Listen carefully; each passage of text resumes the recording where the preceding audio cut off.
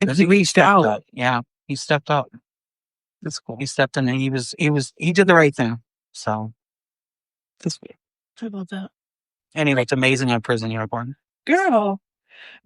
Oh, well, that's fun. Just got him. Can I ask you a question? Yes, absolutely. Okay. Did we do it in prison? No, you can't. No, I'm just kidding. Oh, I was going to ask No, that. Did you ever send him nudes? Those are all gone. Did you ever send him nudes? Maybe not completely nudes. Did he send you nudes? Yeah, come on, Lord. You want to know the tea. So some prisons you can't receive shit like that. You can receive like semi nudes. So yes, I've sent a few things. Why? It's not like you can go full fledged. Okay. No, they go through a security process. Like the mailing room looks at them. So yes, Why did did you send in? Did I ever send any what? Did you ever send any? Have you ever sent any nudes to prison? To prison? I don't know anybody in prison. Okay, no. How about you pay it? No.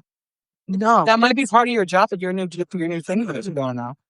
No, Paulie couldn't send me nudes from prison. He didn't have it. How would he have taken nudes in prison? Camera? But one time, I have a question too. at band camp. Hold on, just one time at band camp. Uh-huh.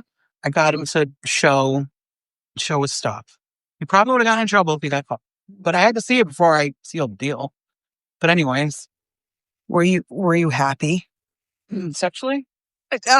When you saw it, I didn't get overly excited. A wiener is a wiener, but yeah, yes.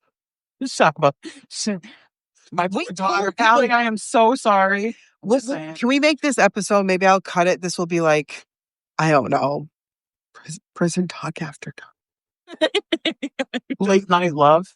Speaking of late night love, that's like a big thing. I used to, when Paulie was in there, I used to send the shout outs on the radio. Linda Reynolds? Yep. Oh yeah. Was my girl. Used to all the time. Wait, and what would happen? They would send a request. You've never heard of late night love? No. Yeah, you would send like a request from the Reynolds, would send it over the radio. I got one shout out when I was in prison. I don't remember who it was from. But yeah, they send it over the radio. Like they'll do shout outs for the people that are in prison and stuff. And people in prison hear it. Oh yeah. Are you kidding me? Like I had even to this day?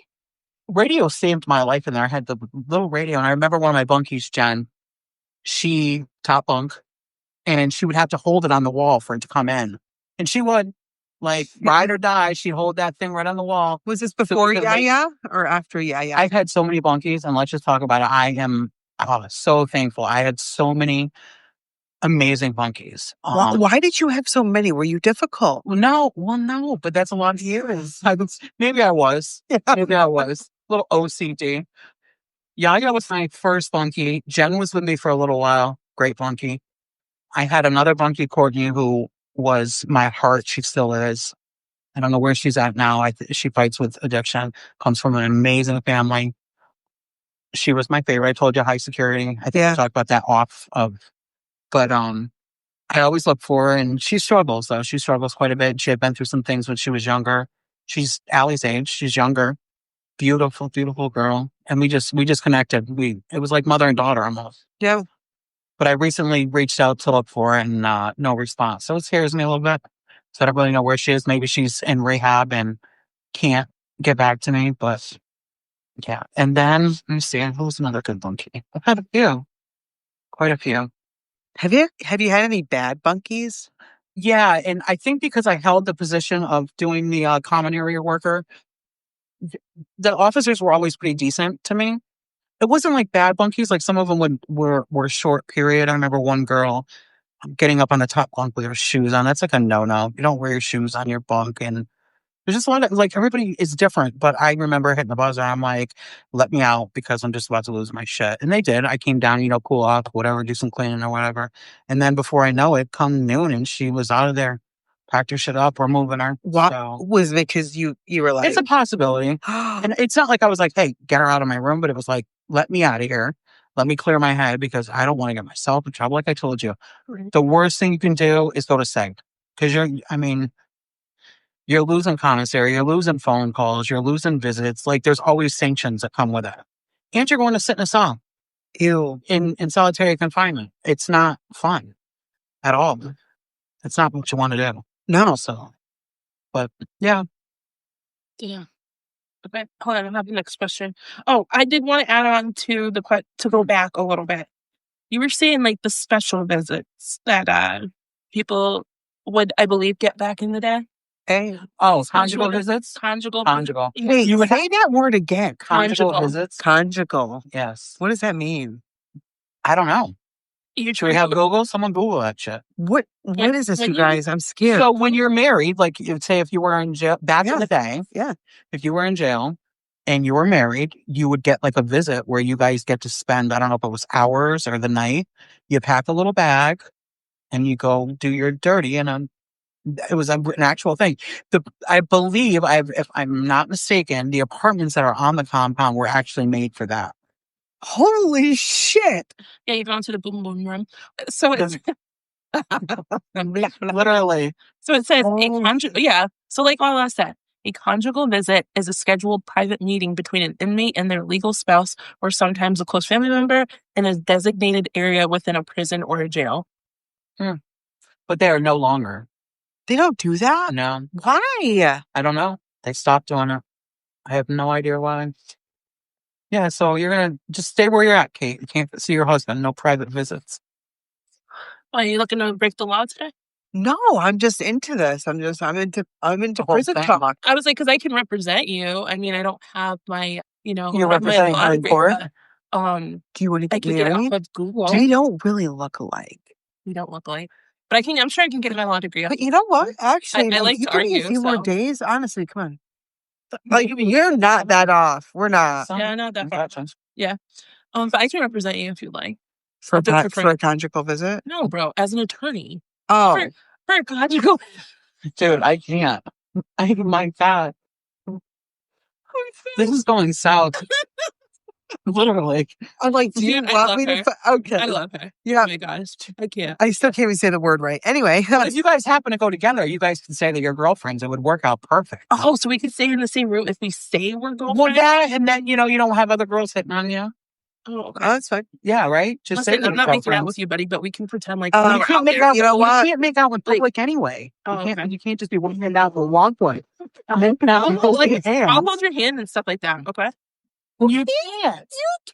You're going. What do you think, jail? Shaba, you're gonna hate jail.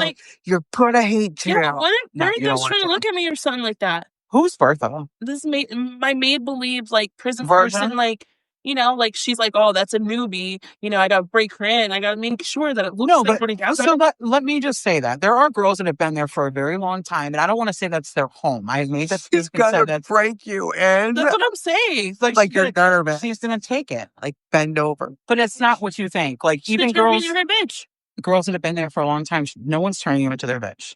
Okay. It's not. It's like I've been watching too many movies. Men might be a little different. I don't know. I think you watch Orange is the New Black. Crazy stuff. I want to watch Orange is the New Black too. You're not gonna hear from this shit for like 2 weeks. I know. I need a new series anyway. Oh, if you don't have a hot flash, are you really warm? Girl, you're way too young. Either that. No, I'm not. Either that or it's Roland. I was gonna say that before talking about the conjugal visits. Yeah, he's probably getting. Or you're right. Yeah. But guess what? Guess who's sitting on the blue velvet couch? Shamba and Lola. Well, right now you are. Yeah, but the ghost people are coming too. Stop, bro, because the hair on my arms stick. I know. I seen it. Okay. You seen my? No, I seen the leg. You said it's the light. Jesus, I need any priest listening, anybody. We really need you guys to come in and do some cleansing in this place. Okay. Oh, this is a beautiful one. That's a very beautiful one. Okay. I feel like we should save it for the end. Hold on. I'll show you. Yeah. The one on the top. I feel like that should be the ending. Oh, yeah. 100%. Okay. So we'll save that one. Okay. Next one. When you came out of jail, was there any resentment? I wonder if it says, so it says, when you came out of jail, was there any resentment towards Alexandra? I wonder if they meant from. Yeah, we're going to go with that one. When you came out of jail, was there any resentment from Alexandra? It could not have been easy on her while you were in jail. Yes, I think that's what they meant.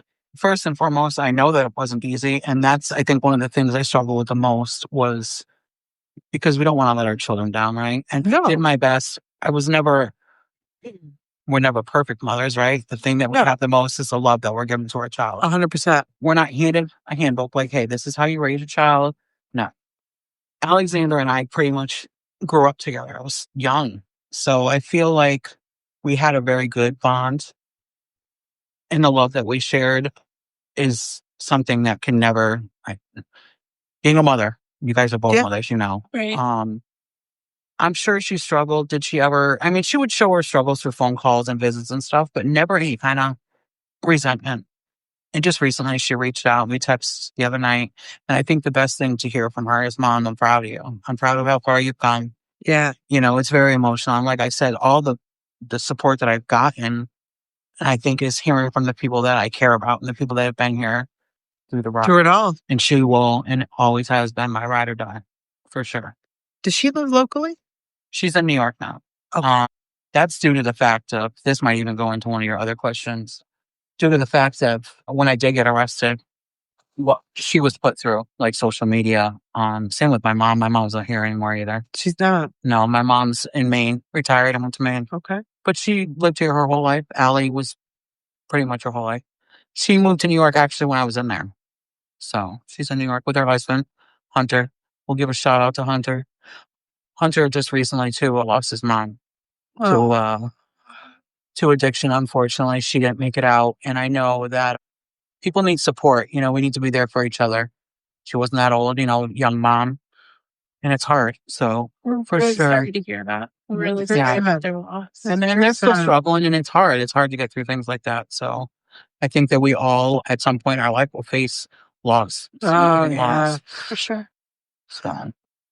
So yes, you brought up a good point. So I know we did review some of these questions in advance because we want to make sure that you're as comfortable as possible. So let's go into the next one. You talk about how much you love your hometown, and at the same time, you receive so much hatred and disrespect from the same people. How can you sit here and say you love a town that had so much to say about you? Well, I know, right? Went right into it. I like that. I Yeah. expect it. Yeah. You don't know unless you ask. It's great. So with that being said, I didn't get to see all the things that people were saying. I didn't get to hear them. It was my family. So they attacked the wrong people, unfortunately. And of course, your family's going to stick up for you. Your friends are going to stick up for you. They love you. They love who they know you are, not for what people are saying. But not everybody in this town is the same, because this has come completely full circle because of all that happened when I did go to prison. I know how much I was ripped apart and scrutinized, or whatever you want to say. Sorry. They put me up there, unfortunately. But here I am. I come home, and the outreach and the love that I've received since I've come home is completely different. Like, I've not had one person address me about that situation. I've had people come up to me and be like, "Hey, I'm glad you're doing good. I'm glad you're home." Even those people that probably said some things, no one's said anything directly to me. So, and it's the town I love and the people that love me and have shown me love that I love. Right. We have to all love each other. No. In a perfect world, maybe. Right. But I don't hold any ill will towards anyway. I don't know. Yeah. We're all entitled to our own opinion. I don't think that we should be passing judgment. And that's why you'll never see me post on a public forum about someone else's downfall. Ever. For sure. Because you know what? I didn't live it. Right. Who am I to say? Who am I to judge? Right.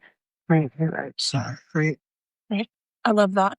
So you were saying that when you got out, though, nobody's ever I've they had a never couple treated you people differently or anything like that. I've had a couple people act a little different around me, per se. Like people that you knew, or you could just sense. You can sense. I think somebody's maybe their energy around you, or just how their body language is around you. Yeah. But like I said, I feel like I've received more support and love than anything else. And boy, since this podcast came out, I'll tell you, it's been absolutely amazing. Listen, I cried more in this past week than I have in a long time. And it's not sad tears, it's happy tears, wow. And I'm not going to say, I love that everybody's listening. I love that the people that I don't know are reaching out. It's the people that have known me the longest, I think, that affects me the most. I'm getting messages, I'm waking up to messages, and absolutely amazing. You think about it, it's not like you ever really, or not that anybody really ever has time to tell their story, right? So you've never really had a chance to catch up with everybody that you knew before. So funny story. Someone that I stay in contact with, a friend that I've been friend with since we were kids. He actually called me the other day when I was leaving the grocery store, and he's like, "How come I didn't know about this podcast, but my girlfriend did?" And I'm like, "Well, you probably don't remember me telling you, one, because you're a guy, and two, I don't know, maybe it didn't come up." He's like, "I don't think we've ever sat down and actually talked about what you went through." See? Yeah. See? That's the power of it. I know. It is. It's crazy. We did something amazing here, just bringing this on. If we could just, like, telling your story, the amount of people I just know that are saying to themselves, wow, damn, look at her. She came out the other side of this. Like, you came out, like, you can hold your head high. You paid your time. You paid your freaking dues. Like, you did it. You give people so much, like, just, God, if she can do it, I can do it. And I think Anybody can do it. anybody can do it. I was thinking about this too. Like, not that I feel like maybe a little chip on my shoulder back in the day, a little arrogant, cocky air about me. I knew not to mess with you. And I, Look at us. and I didn't know you, but I didn't know you. Like, Yeah, but back in the a couple day. of things, but I didn't So a like, know conversation you. I had with Heidi this morning. Yeah. Oh my gosh. She came in. Oh, that's right. I said to her, I said, because I've known Heidi since we were younger. Yeah. I said, I had that guard. And it's not that I was a mean person. I was a soft person. I was a caring person to the people that knew me. But if I didn't know you, then I would probably come off as kind of right. Yeah. But all of that was the work I did in there, was working through why was I so guarded? Why was I so protecting myself? And I remember the lieutenant telling me, like, if you don't let your guard down, this wall that you have up, you'll never know. You'll never know Right. what it's like. I would never, I would hug my friends. You would never catch me hugging a stranger. I would have to be the one to go to them, hug them. I'll hug anyway. I remember being at work when I came home and a Marine came in. They came in like a whole bunch of them. He's talking to me nice guy, right? And I said, "You seem like you're in a really bad mood. You in a bad mood?" "No." I said, "Do you need a hug?" And sure as shit, he came over and gave me a hug. It's like now more, like having compassion for people, having understanding, being gentle. Because we never know what the next person's going through. Right. Am I always gentle? Maybe not. Sometimes my delivery is still a little rough around the edges. But Oh, hey, come on. We don't want you to just no, I still need to be me. And that's one thing I can say. And you ask anyone that knows me, 100% from the time that we were younger to the law that's sitting on a blue couch right now. Yep. I'm me. Facts. And that will always remain. Like I said, genetics of defining, they can't define you. You have to pick up and move on. We fall, we rise. Fall, we rise. I love that. Can you get to the toilet paper question? Oh, we're getting there. Don't you worry. Okay. I feel like once it gets deep, I'm so afraid. Like I for sure cry through these. You're good. I haven't cried once. I almost got teary-eyed when I walked in today, but I haven't cried. Doing that in the privacy of my own home. Well, listen, you definitely made a tremendous impact on quite a few people around the world. Is there any sort of common denominator that women in jail shared? In other words, was it broken families or bad upbringing or abuse or any of those common things? So what I can say is that there are so many different walks of life in prison. You see girls that have come from good families with money that have gotten into an accident because they were either distracted, possibly it took a life. I think I touched on this before. You have people that don't have good backgrounds. You have people, it's like literally, it could be it could happen to anybody. I remember we had one woman in there she was actually a corrections officer, but was then now a inmate because something that she did. So it takes all. Oh, God. Wait, she was a corrections officer? Yes, she committed a crime, which put her on the other side of that.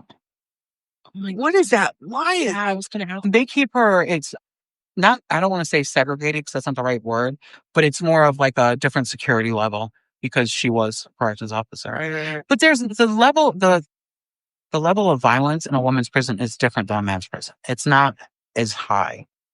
If you know what I'm saying, like the same things aren't expected in a woman's prison that would happen in men's prison. So there's not females trying to shank you or something like that. I mean, it could happen. Absolutely. Were you ever worried about being shanked? No.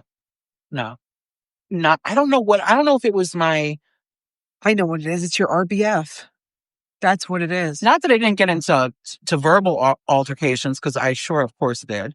But, again, I think back, like, we're put into a situation where you're living close quarters.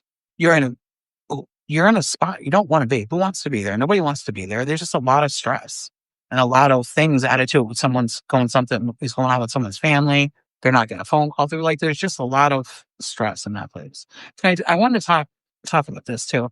The craziest thing and the most saddest holiday is not Christmas in there, and it's Mother's Day and a women's prison, which is the most somberest holiday in there. I feel, and for me, it was the hardest because you have so many women that are mothers. Oh God. Or being away from your mom. I wanted to say that and share that with you guys because holidays are definitely love. I think I felt like Christmas has got, Christmas is tough, but you know what? At the time, the first Christmas was hard. And then I moved to a working tier. So everyone there had a job. So we were out during the day or whatever. But those ladies were pretty amazing. Like, we all cooked that night, threw in on food and really, like a little smorgasbord, and they decorated and stuff. So we try to do the best you can in there to make it some sense of home. Right. But you're always in the back of your mind. You're always missing your family. Right. Right. So I think holidays sucked bad for sure. I told you we had Thanksgiving dinner like 10:30 in the morning. They serve you your tray of like turkey and mashed potatoes and stuff. It would come to. If we were roommates, we'd be shit at the same time. I mean, yeah. Could you use? What if you were like? Okay, so if you have to go to the bathroom, you make like a makeshift little spray. You put it in the nasal spray. You empty it out. Yeah. We used to get oils for perfume. Okay. We're off the religious. It wasn't perfume. It's not Dolce and Gabbana. Okay. But like religious or oils. One of them was like cool water. One of them was eternity. You put it in a little nasal spray with a little water, little foo-foo. Yeah. You make shift stuff. Can you imagine if you got sick, right? And you got like, oh, Snoop, I'm on the toilet again. I'll be like, are you shitting me, Shabba? Yeah, I don't think we could because, we've been. It's very hard to get used to be comfortable, to be able to. Oh, my.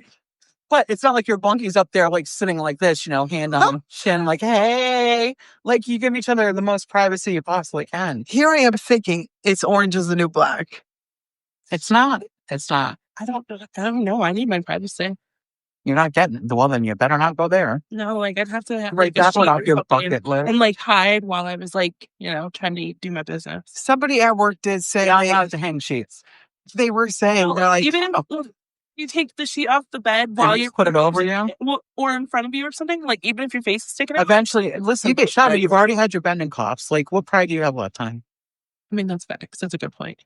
You just showered in front of a CO when you first came in. You're showering and going to the bathroom in a room in medical with 5 girls. Now it's just you and your bunkie. You're going to build a relationship to where you can do your thing in front of her. I mean, that's true. I didn't even think about that. Touche. Yeah. You guys, I want to just tell everybody on here, somebody at work brought it up to me today. So go over this with me first. I know. Oh my goodness. So then I made a reference stupidly. One of the last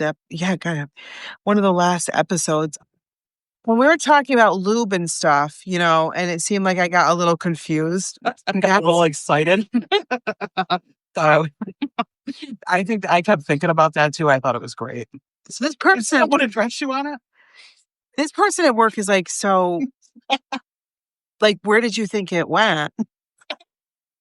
So with you guys here, I'd like to tell you why I thought your lube was needed. So when y'all were bringing up the size of the phone or what phone or it was in whatever that you could put in your, what did we call that? The prison pocket. Right. Well, I didn't really think what the fuck that was. I have a fupa, so that's like a pocket for me, right? But bro, honest to God, I'm not shitting you. I thought, the videos. Let me not take this off. Let's just leave it there. I thought that people were taking the phone, putting lube on it, and then literally sticking the entire phone. Well, I'm sure they probably did before they put it in there. Maybe up there, hoo-ha. When you went with the lube thing, I thought you were thinking like someone gloving up, like the officer gloving up. Well, then I just